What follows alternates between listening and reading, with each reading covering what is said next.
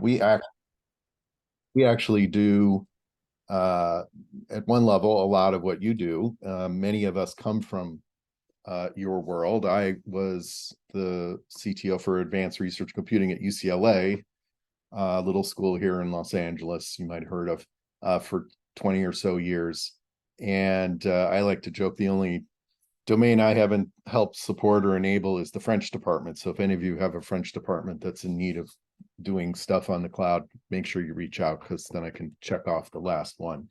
Anyway, today I wanted to come and talk about Lightsail for research for two reasons. One is it's kind of a baby of mine and is trying to address the challenge that kind of typical research computing clusters, things like that, I think don't do particularly well for a group of people that aren't particularly well served, which is my opinion. And we'll see if you agree with me or not. And I'll just start by saying, let me get my mouse back here, that I like to think of research computing as not just HPC, and I'm going to guess that a lot of people on this call probably would agree with that. However, most of the resources that we put together on campuses tends to be HPC or HPC adjacent. And that's fine, because there is a lot of need for that kind of thing. But I always found over the years that there were many people that would come and ask for assistance or help or advice, where telling them, oh, well, you just SSH onto the cluster, or you use some wonky web interface or something, and that's the solution to your problem, or tunnel in with X, right? You get a remote X session, and how do I get a interactive session on the cluster and all this? It was just, for a lot of these folks, just kind of is their eyes glaze over and they smile and they shake your hand, and then you never see them again. That happened enough that one of the things I started working on when I got to AWS was, maybe there's a way to, get at a solution to this kind of problem, or this kind of people, which at least at AWS, we kind of think of them as the long tail. We have the very well-resourced folks who can do, use clusters, build their own clusters. With some of them even use the cloud on their own. They don't need anybody's help. I'm talking about the everybody else. And, I'll just use UCLA because I was there, and I think there's one or two people from UCLA on the call here today. We have a pretty big cluster there and a lot of happy customers. But I think even the UCLA folks would agree that we're kind of barely scratching the surface of, research, and, almost everyone's using computers in their research these days. So this is really trying to get to that. Now, on the other side, we all know that the cloud can be relatively, cloud is great because it's very powerful, but it's also a problem because it's very complicated. And I just heard the tail end of a conversation of, how do you manage all the infrastructure? How do you do all of that? And if you're talking about helping people who are not or don't care, maybe is a better word, about infrastructure and compute and storage and all of that, they just want to do their work. These things don't really align very well. So the goal here was to create a service, nothing for people to install, nothing for really people that they have to deal with in terms of the infrastructure. Doesn't require any cloud skills, doesn't even require any IT skills to use this. And it should be pretty simple to explain and to use. And one of the nice things I think about this service that I think many of you who've used the cloud hopefully will appreciate is, one is we're offering bundled pricing. So it's not the typical, I would probably get in trouble for saying this, but kind of nickel and diming that the cloud, uses. If you're building complex systems, being able to really drill in and know how much every little piece of a solution costs is, so you can optimize it 6 ways from Sunday, is a great thing. But for people who are just trying to get their work done, that's, maybe not such a great thing. So this service is bundled pricing, so it's one number. And we tell you what it is up front, and you can do the math yourself and know what things are going to look like. The other great thing is, I think this is the first time, at least AWS has offered built-in cost controls. So I know that we like to tell people there's many ways that you can control costs. You can do budgets, you can do warnings, you can do emails and texts, and but that's really not what people are looking for. What they're really looking for is save my behind when I forget. And that's what you can do here. You can attach a cost control rule to an instance, and if the rules predicate matches, the system will get shut down.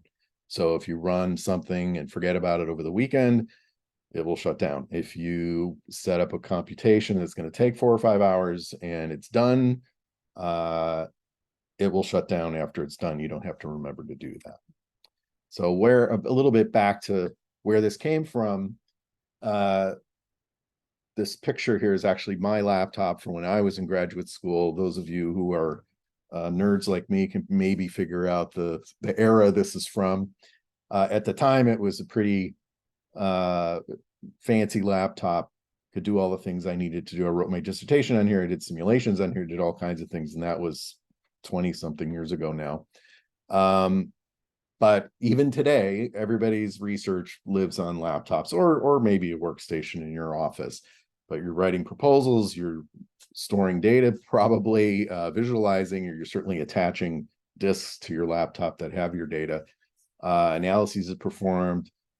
You know, certainly since the pandemic, we're doing more collaboration than ever using platforms like this. And, you know, again, if you have stuff on Google Drive or even an S3 or other places, you're accessing it. This is like the nexus of activity. In recent years, these two things are becoming more and more demanding. Or you're using a platform that it's challenging to use resources that are, and I'm thinking of CUDA and Max right now, you know, that's just not available to you. So, you know, you have to find other ways to do these kinds of things.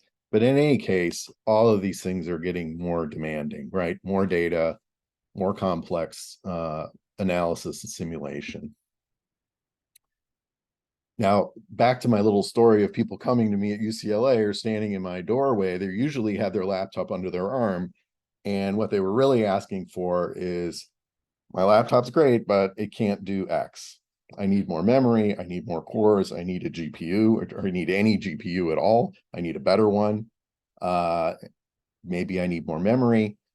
The other one was time.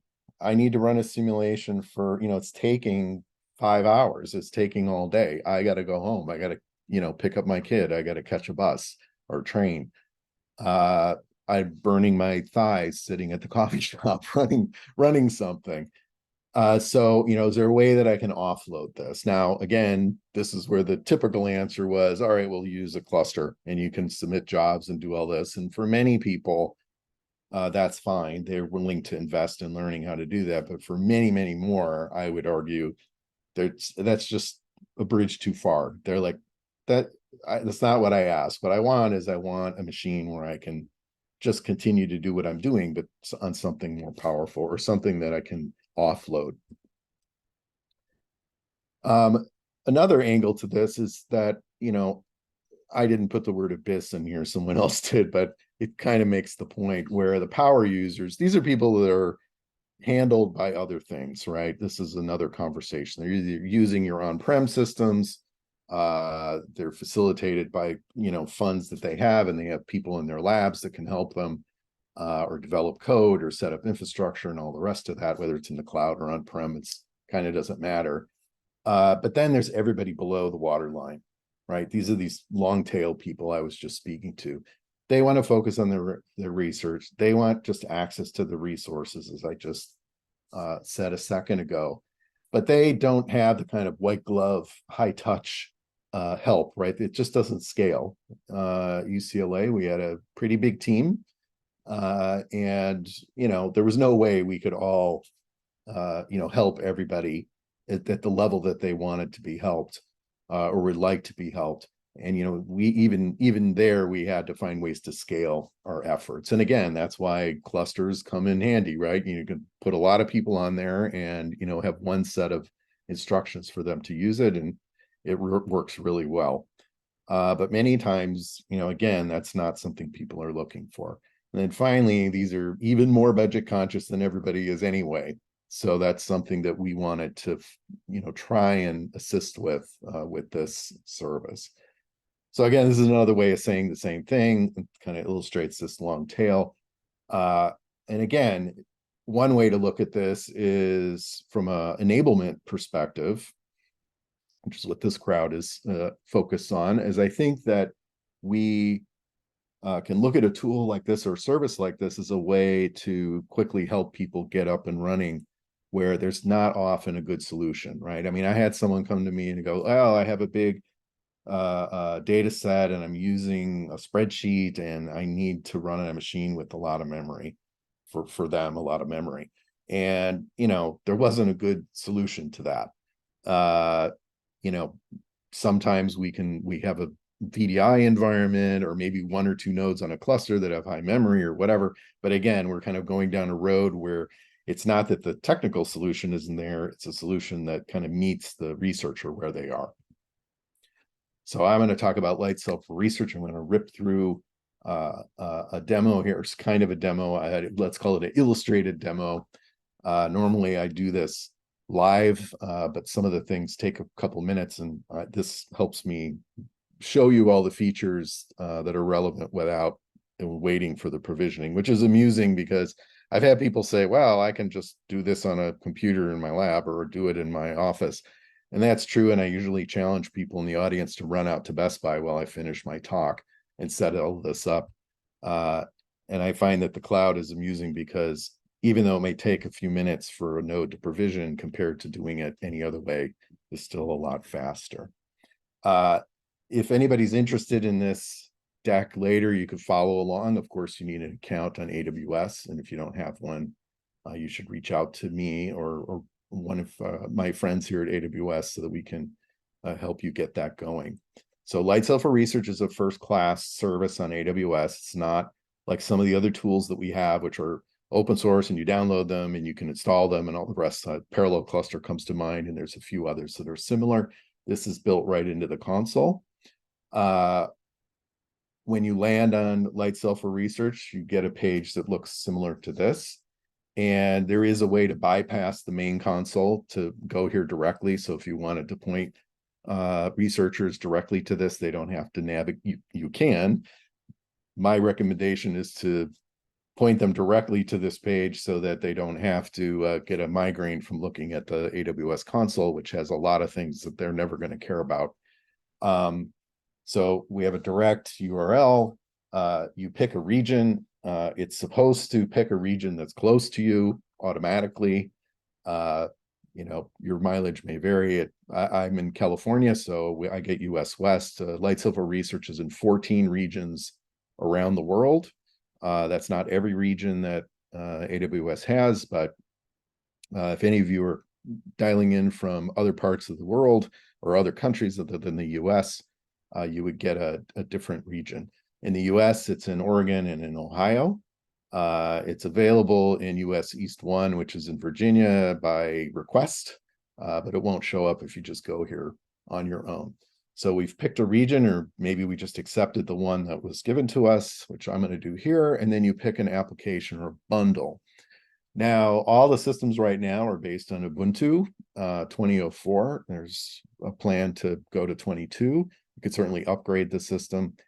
The applications that are listed here, and there's a few others that are in the pipeline, are really just a convenience, right? It's just pre-installed on the Ubuntu system. So I'm going to use RStudio just to demonstrate this. The systems themselves, you could install whatever you want. You could even do it as a provision the systems. And many people ask, how do we have our own application stacks and all the rest of that? And we can get to that a little bit later. But for now, for common applications like Jupyter or RStudio, Scilab, yes, we've been asked if we're going to offer commercial applications in here. MATLAB comes to mind, and some others. That's something we're also interested in getting feedback on. We have had a few conversations, but nothing definite at this time. So I pick an application, I get a second screen, I give my computer a name. I'm just going to call it demo here, very creative. And then I pick a plan, what they call a plan. You can see here there are two rows of machines. These are CPU only on the top and GPU on the bottom. For those who are AWS nerds, these are not sort of junky machines. These are similar Skylake machines you would put in any cluster. The top are C5s and the bottom are P4DNs, which are, we picked those because yes, they're not A100s or V100s or H100s. They're T4s, which is as good or reasonably as good as anything you would have in a laptop, probably better. And a variety of memory and cores available to you. We also show you what the price is per hour. We bill per second. So if you want to kind of do the math, you can figure out, you know, oh, I'm going to run something this afternoon. It's going to cost me, you know, $5. And then, of course, you know, I mentioned you can either manually shut it off or use a cost control rule to shut it down for you.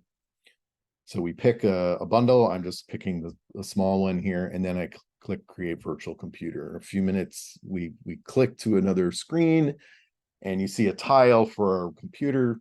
It takes a couple minutes for it to be provisioned and set up and booted up.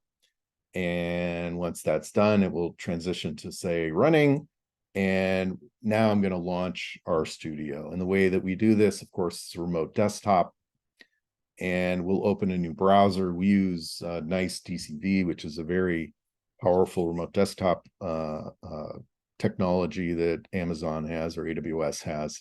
It's actually used by many of the movie studios and TV studios and effects studios here in Los Angeles and other places. They use it to do remote editing and remote color grading. So you can get very high quality color here if you care about that. Anyway, we get a window with RStudio in it, which should be familiar to you if you're an RStudio user. And you know, away you go. The default one is kept up to date. So it's 4.2.2. Some people want an older version. Again, there's ways to install whatever software you want onto these systems. The system itself is at this point, once it's provisioned, yours or the users to do whatever they want. So again, if we have people who do know what they're doing, or at least familiar with their own computer, they can install additional software. They have sudo access if they want it, and all the rest. So, you know, it's a browser. You can actually get to the desktop, which I'll show you near the end of this presentation. Let's jump back to the window, the console for Lightsail, and switch over to the storage tab you can see on the left there. And what we're going to do is we're going to create a disk. The default images that we spin up that you saw earlier all contain have a 50 gigabyte system drive that has the OS on it. You could put data on there. It's probably better to put it on an external or a virtual external disk. And that's what we're going to do here, because that way we can keep them separate. So we're going to create a disk over there on the right, and we get another screen. We name our disk. Again, the region, we're going to want it to be in the same, it should come up by default, again, like the computer screen, and then we'll pick a size. These are, for AWS nerds, these are EBS volumes, so these are block devices. Yes, you can connect to EFS or NFS server. There's a way to do that. You can, of course, access S3 from these systems as well. I pick a size. I'm going to pick a small one. These are billed separately from the computers, so it's telling you what it will be. We've been asked if there's going to be other sizes. The answer is that is in the works. Obviously, from a technical standpoint, it's trivial to do that. Getting the rest of the machinery here at AWS to do that is, of course, a little bit more of a challenge. So that's being worked on. We're going to create our disk. Now we're going to attach the disk. So the metaphor I use with people who are not technical is this is like, you know, buying a USB drive and plugging it in, right? So I have my disk, and now I'm going to plug it into my machine, and I'm going to pick the demo machine and click attach. If I go back to the detail page for my computer demo, which is running now, I can see that I have my system disk there, and I've added my data disk, and actually the arrow should point to the mounted path. You can see that we mount the disk in the home directory of the default user. which in this case is Lightsail user. Just an aside, I wish we would just use the same default user on every instance on AWS, but we don't. So here it's Lightsail user. And if we switch back to the other tab, we can see in RStudio, no smoke and no mirrors. Here you can see that demo disk has now showed up right in the directory for RStudio, which is what we would expect. So there's no hunting around for it. We made a decision to just mount it in the home directory, the default user. So things were simpler. The next thing people always ask is, how do I get data up and down? The super simple way to do it is you can use nice TCV for that. And this is double arrows in the upper left. If you click on that, you get a window. You can navigate to, in this case, I navigated to demo disk because that's where I want to upload data. I pick upload file. Now I'm on my local laptop. I'm going to upload this zip file and I open it, and boom, it appears on the, and I navigated in this interface over to demo disk, of course, and I can see archive zip there. So pretty easy. The downside of this approach is you can only upload one file at a time or download one file at a time. But if you've tarred it up or zipped it up, that's a pretty easy way to move some data.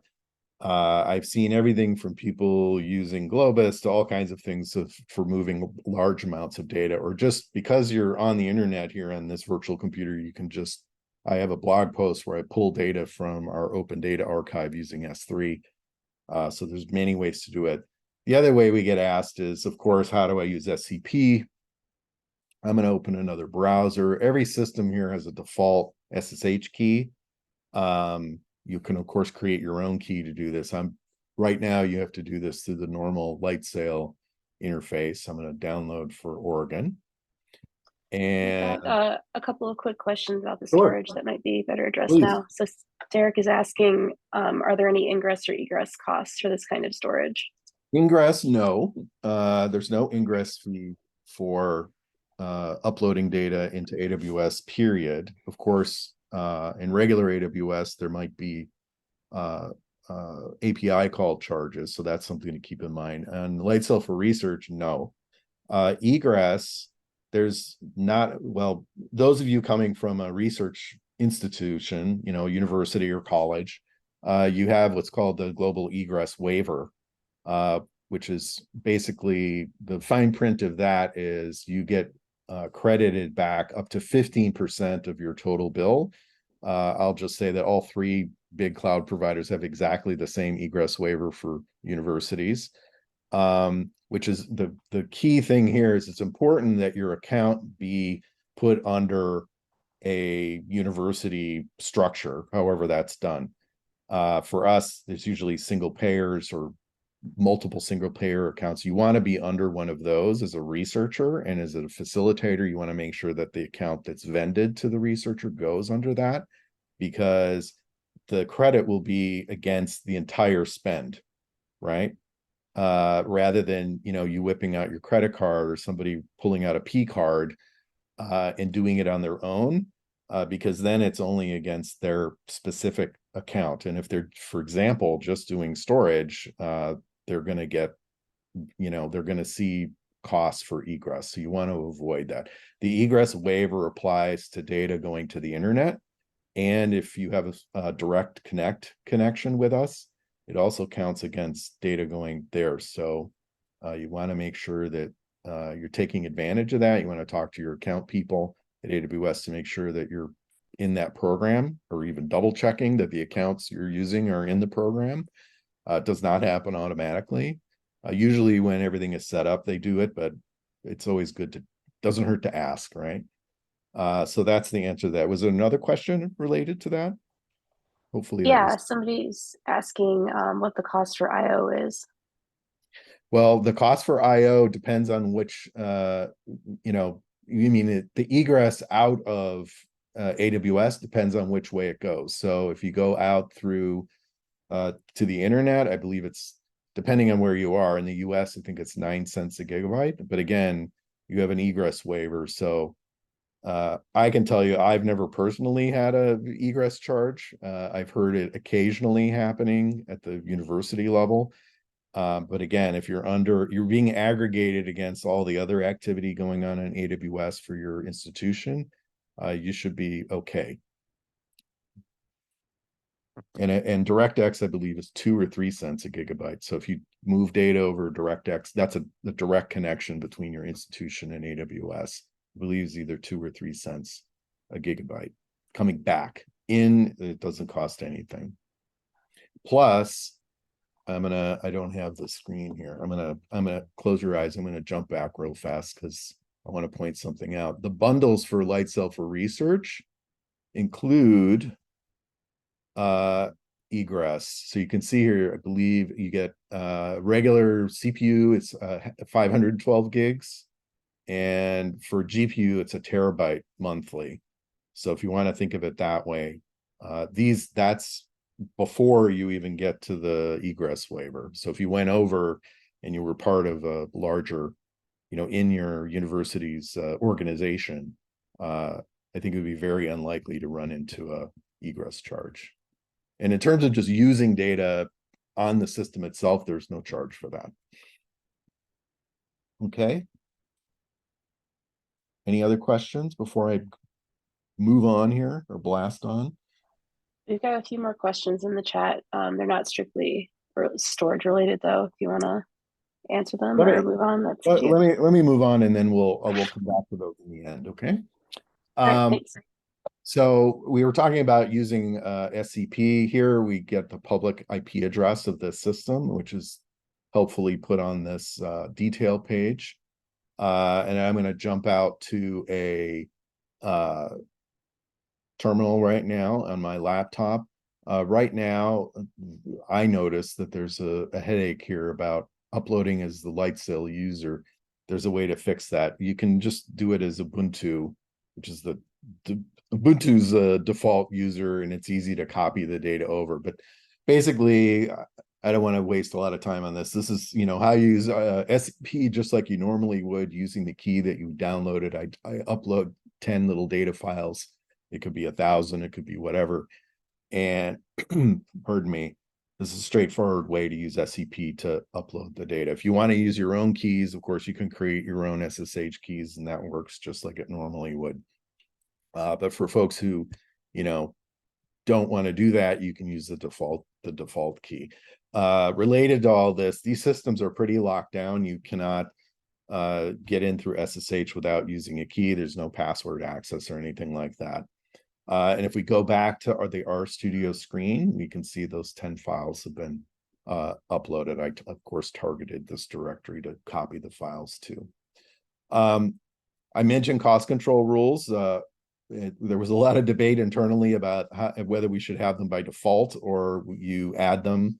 Currently, you add them manually. I think some of the places that have been experimenting with using Lightsail for research, they provision the nodes through the API, and they connect the rule automatically for the user. So if someone uses our interface here, you would create the rule yourself. And that's what I'm going to do. So I click on create rule. I pick which machine I want to attach the rule to. And currently, this is the settings that you can use, which is a CPU utilization metric. So here we're saying if the CPU drops below 5% utilization for 10 minutes, that we're going to shut the computer off. So for example, I have a blog post where I talk about, downloading a bunch of data from S3. I had a rule attached. It takes about, I forget, 30 minutes to download. It was a reasonable amount of data. So it took about 30 minutes to download. And I went off and did something else. So once the download was done, after, in this case, 10 minutes, I forgot what I set it to, the system shut off. So I wasn't running, accruing a bill for the system because the system was no longer doing anything. When I came back, I restarted the machine and kicked off a computation, and the computation takes about 2 hours. And again, I went off and did something else. And when the computation was done, the CPU goes idle, or in this case, less than 5%. And the system again shut off. Now my data and everything is safe because I'm writing it out as I'm doing my computation, or I have autosave turned on. So anything I'm doing is being saved to the disks. You can see I created the rule is created, and now it is active. And while we're, so now we have my machine is running and it's active, and I'm going to come back to that in a second. But before that, I'm going to show you a snapshot. Snapshots, of course, are kind of a cheesy way to do backups. I wouldn't recommend doing backups this way, but it's one way to kind of capture the state of a system. What it's actually more useful for in Lightsail for research, I think, is for creating, you can create an instance from a snapshot. So if you create a image or a system and you configure it the way you want it, or say you're going to use it for a class or in a lab, that can be done once. And then we create a snapshot, we give it a name, we say create the snapshot. We have the snapshot now. And what you can do is create a virtual computer from that snapshot. So here I'm going to do that. I selected it. I'm picking it from this menu, create virtual computer. And what does that do? That takes us back to this screen. I'm going to give it a name, a different name, of course. And now I'm going to pick a different or the same plan to use. Now, this is useful for two things, actually. One is what I just described, which is, all right, now I have a system already configured, because I don't want to have to do that every time I create a new machine. And now I can just hydrate it from the snapshot each time that I want something. The other use is, let's say I decide I want to change the backing instance, the hardware under my system. So I started off with a standard XL, and now I want to move to 2XL, or maybe I want to move to a GPU. By using the snapshots, I can swap out the hardware underneath while keeping the same configuration. So that's another way that snapshots are useful in this environment. So I'm going to create the computer, and you'll see we're getting another tile here with demo 2, and it's creating. The other thing I want to point out is, while I was doing this little demo or setting up these slides, it took more than 10 minutes while I was thinking about what I wanted to do and all the rest. And you'll see that the rule triggered on the demo, so it stopped the system. I didn't manually stop this. Of course, I could click stop computer and it will do it manually, but the cost control rule shut the system down. Now, full disclosure, when you have a stopped system, it still accrues a charge of about 0.5 cents an hour. And that 0.5 cents is covering the cost of the root disk, keeping that alive on our systems. And you can see here, I had been doing this pretty much most of the afternoon, and the rule would fire and stop, and I would do something, and I see my estimate here of $1.43. That would be for the month. So far, that's what I've accrued. The word estimate is there because our lawyers insisted that we have the word estimate there, but that, according to our systems, is how much that system is accrued in the month. And if you do kind of parse out our billing systems, Lightsail for Research shows up as a service just like all the others. And what's interesting and kind of neat is it actually shows up when the system is stopped. So you can see how much has been accrued when the system was stopped and how much it was accrued when it was running. All right, so it's stopped now. I'm going to just live life with demo 2, and I want to delete that virtual computer. I do that from this little action menu, and it goes away. When I delete the computer, then I'm not being charged for it anymore at all. Now, if I created a disk like I did earlier, remember those disks are treated separately than the instances themselves. So if you were done with the disk, you would want to go and delete that disk as well. But if you plan to reuse it or reattach it to a different system, of course, you would want that to remain. Another question we get is, how do I get to the OS? You, of course, could SSH in using the key that I showed you a little bit earlier. You can also access the operating system directly. And in here, this opens a separate DCB connection to the desktop in Ubuntu. And, again, you could attach, using the console, you could attach that disk that we created before. And you can do anything here that you would do from any other system. If you look in the activities menu there, you'll see a browser and other tools that are installed in Ubuntu. If you wanted to upgrade this to 2204, you could even do that, right? This is totally your system to do what you want with at this point. And or install their software. And I'll just say a couple of things that I get asked a lot, which is, how do I pre-install all the stuff that I want? Well, the best way to do that today is using the API or the command line tool. And what I'm seeing some places do is incorporating vending out Lightsail for Research systems through their own vending system. It could be ServiceNow, it could be some other web portal that they have. It just depends on, everybody does it a little differently. And you can incorporate the other elements into a startup script, just like you would do on EC2. We are, however, seriously looking at the ability for people to bring their own AMIs into. An AMI is a kind of pre-baked image into Lightsail for Research, and I'm hoping that will end up pretty high on our near-term roadmap. So that way, if you wanted to just create a pre-baked environment for your lab or for your school, maybe have security stuff on it and all the rest, that would be something that you could do. I mentioned you could also attach EFS volumes. These are EFS. EFS is our NFS service, pardon me, and bring those in from the regular EC2. It's pretty easy to set up.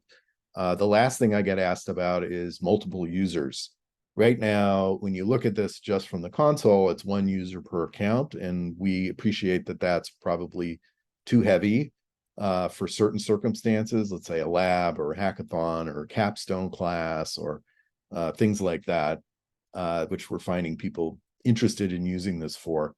What's interesting is there is a way to have multiple users using IAM policies, and if anybody is interested in that kind of thing, we're happy to share how to do that. So it's not a feature built into the console on purpose, because we don't want to confuse the kind of user profile we're targeting here, but it is something that can be done from research IT and people who know what they're doing.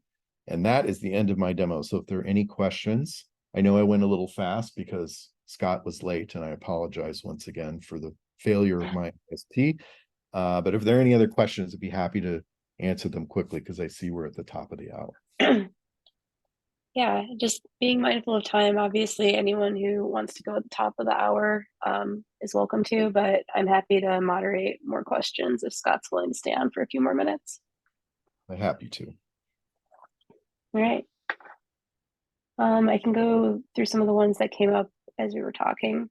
So I guess somebody wants your elevator pitch about how is Lightsail different from EC2? Well, it's not different from EC2. It's based on EC2. I think the elevator pitch is, this is for people who don't care and want to log into the EC2 console and set all this up. So probably many of the people on this call, you could just as easily spin up an Ubuntu system on EC2. You have to remember who this is for. I had my mom do one of these. I have the account managers at AWS do this. These are not technical people at all. And most of them are very pleased with themselves that they were able to, bring up a system on AWS all by themselves. So the key element here is not that there's anything magic going on from the perspective of technology, right? We're just leveraging the tooling that we already have. I think what the benefit is an interface for people who are not experts. Or not even experts. Sometimes they're experts, they just don't care. And they just want to click, boom, give me a workstation. That's who this is for. So that's the thing to remember. The other piece is the cost control rules. And right now we have the one which through our testing while we were developing this was the one that most people wanted.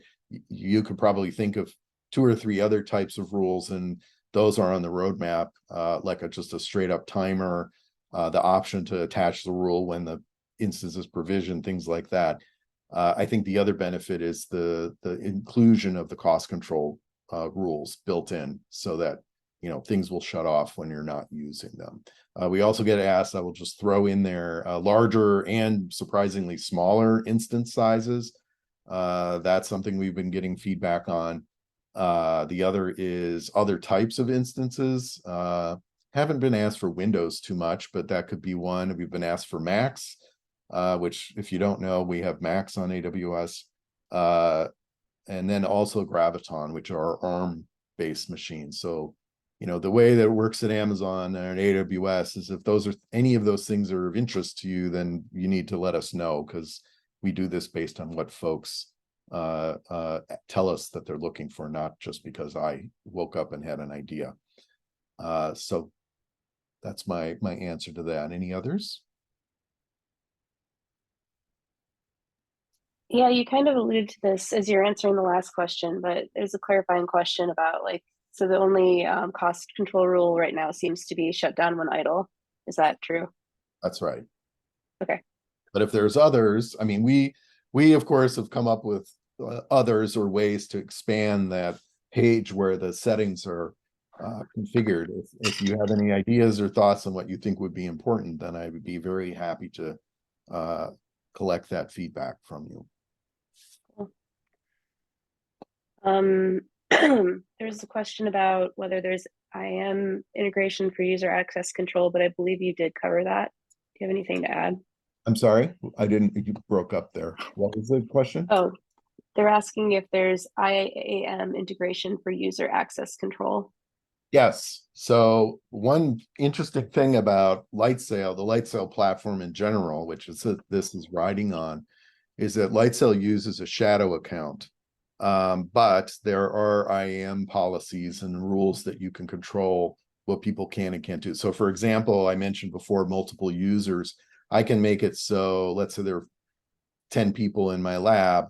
When I log into my AWS account, which hopefully is connected to your authentication system at your university, when I log in, I only see Scott's instances. I don't see yours. There's a way to do that through policies. There's a way to make it so I can only create instances. I can't delete them, or I can only do certain things, right? Those capabilities are there through IAM, and more are being added. All right, next question is there IPv6 support by default? There is, as some of you may know, we're starting to charge for static IPs or, you know, elastic IPv4. Lightsail has always supported IPv6, and I think there's some changes to make that easier, since folks are gonna, I think, at least I'm personally moving more to IPv6 only if I can get away with it. So yes, it does support dual stack right now. I don't know if they're going to make it just IPv6 only in the future, or have that as an option, I should say. Right, the next person's asking, what do they need to do to use this as an adjunct to a secure enclave and provide a CMMC self-attestation? Well, I would hope that today you would have to do nothing, but we've been talking to the security people at within AWS to make Lightsail for research. The terminology we use is you know, something eligible, right? CMMC eligible, HIPAA eligible, fill in the blank eligible. Today, Lightsail itself, the platform that manages Lightsail, the bigger Lightsail, including Lightsail for research, is not eligible for HIPAA or anything else other than GDPR. That is very high on the list of roadmap items, is to get it. And I have to be honest, most of this has to do with the platform itself. Originally was designed for VPS, you know, doing websites and doing things like that. So they never did it.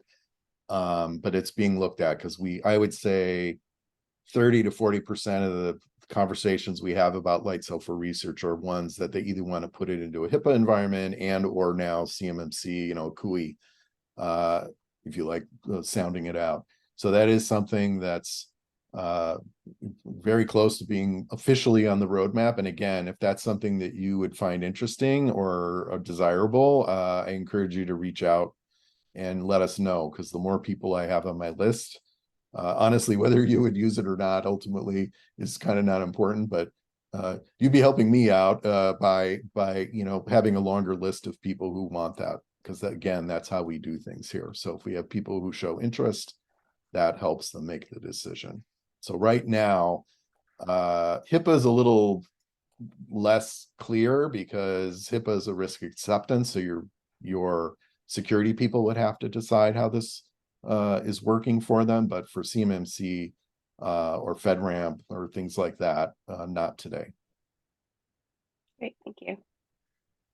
We've also got a question about changing the instance type from the original provisioned instance without using snapshots. Yes, you can do that. All right. In fact, that's the way I use it most of the time, is I create a snapshot with my setup. And then when I want to, I use it to jump back and forth from using a GPU and not using a GPU. If I'm not using a GPU, then I switch back to a non-GPU system. So you do that using snapshots, right? Is that what you just said? Yes. Yeah. So they're asking if there's a way to do it without snapshots. No. Great. I mean, it'd be similar to doing it on your machine at home, right? It would be kind of hard to just replace the hardware underneath it. Oh, that's fair. And the final question that I see, I may have missed some in the chat, so feel free to pipe up if not, if you want to ask a question. But they're asking, can we downgrade the instance to a lower configuration, like fewer CPUs, smaller RAM, etc.? Lightsail web service can upgrade instance using snapshot, but not downgrade. I've downgraded, so yes, you should be able to downgrade, jump around. Okay. Yeah, because I've even been asked for even smaller than what we're offering today for almost, I think, for the same reason you're going for. Somebody was running a Shiny server and they're like, oh, when I'm doing stuff, I want to bump it up to a bigger system, but when I just want to leave it available, I want to dial it down to a smaller system and just leave that running rather than stopping it. So, I mean, I can't imagine all the examples, but I believe so. And if it doesn't, in fact, I'm going to go check it. I've done it in the past. I will make sure that it does, because that was something we talked about when we were developing the service, having that flexibility. Great. Well, if there's no more questions, I think we should thank our speaker, and sorry you had internet problems, but we're glad that you could. I'm the one that should apologize. So thank you. Thank you all for your attention and the opportunity to come and join you all today. I see some friendly faces here. So it's nice to see your names and sometimes your picture. And, if you have any other questions, reach out. I'm not a salesperson, so I'm happy to just, answer questions and chit chat and try and point you in the right direction or wave you off of the wrong direction. And again, if you have any thoughts about this, just in general, I'd be happy to just hear them, plus and minus. It's always good to hear. So again, thank you all for your time.